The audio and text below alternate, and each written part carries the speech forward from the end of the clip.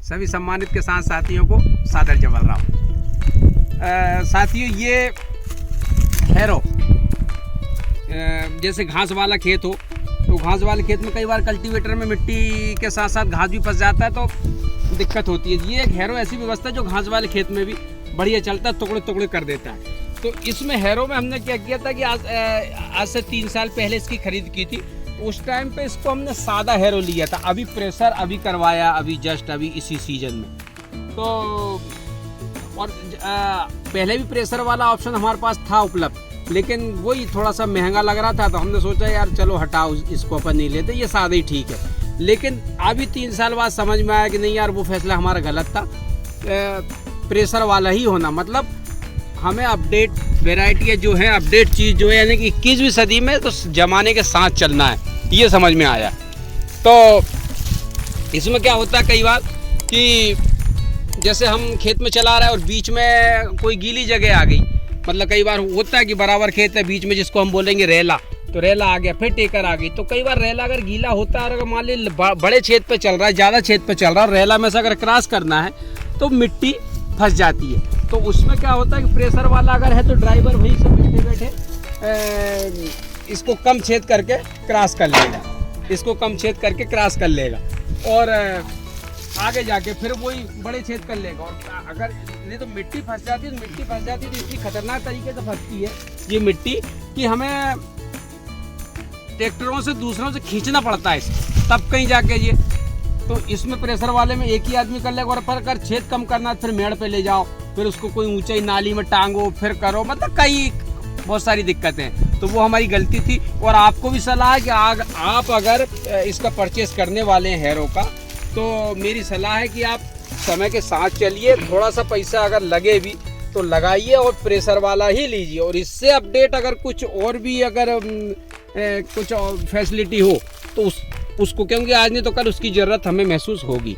तो ये मैंने उस टाइम पे 85,000 में लिया था और सादा मिल रहा था 1,05,000 के करीब। और अभी इसको अलग से इसकी परचेसिंग करने, मतलब अलग से प्रेशर की व्यवस्था कराने में मुझे 15-16 हज़ार का खर्चा आया है। तो उस समय भी लगभग 17-18 हज़ार एक्स्ट्रा मिल रहा था। तो ठीक है, अभी भी हमने करवाए, बाकी कुल मिलाकर प्रेशर वाला होना चाहिए। अब मैं बताता हूँ आपको कि इसको कैसे एक ड्राइवर ऑपरेट वहीं से कर सकता है। भैया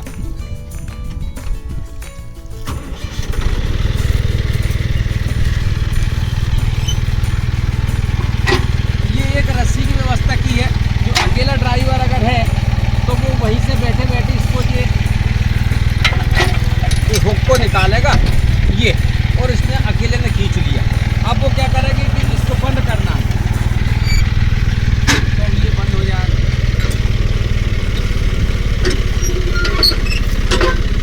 भैया ये ड्राइवर सब कुछ करता जा रहा है। ये ये आया और ये वापस लगा दिया, और ये भैया ने ये सामान को वापस कर दिया।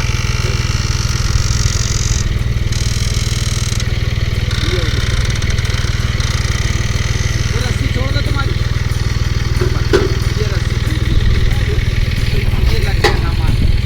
अब बोलना है तो हमने ये टाइप से डाला,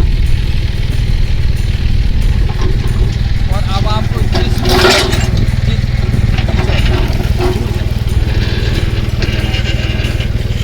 जिस भी छेद पे आपको सेट करना है वो छेद तो बढ़िया ये वहीं से ये वहीं से सेट हो गया, तो ये खुल गया।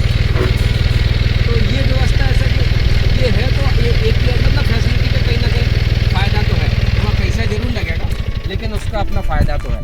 अब इसमें क्या हुआ, अकेला ड्राइवर ही खुद ने चढ़ा भी लिया, खुद ने खोल भी लिया। जो भी सेट पे, मतलब जिस छेद पे भी आपको करना है, जितनी गहराई बढ़ाना उतने छेद खोलते जाओ, तो ये सब उसने कर लिया अकेले ने। यही चीज़ करने के लिए हमें किसी नाली पे जाना पड़ता, किसी ऊंचाई पे जाना पड़ता, फिर वो इसको लटकाते। फिर कई बार क्या होता कि चक्के भारी होते तो एक आदमी से नहीं होता, तो फिर वो दूसरे आदमी को बुलाता, मतलब कुल मिला के दिक्कतें हैं। और इसको मैंने जैसे बताया कि 15,000 के आसपास फिर आपका सौदा जितने में पड़ जाए, तो 15,000 के आसपास में ये एक प्रेशर वाली फैसिलिटी इसमें नई हो गई है। तो मुझे तो यही लगा कि हमें समय के साथ चलना है और अगर आप भी परचेस करने वाले हैं तो ऐसी कोई नई चीज़ है और अपडेट है और कुछ नई फैसिलिटी है तो थोड़ा सा पैसा लगे, लेकिन आप उसी के साथ चलिए।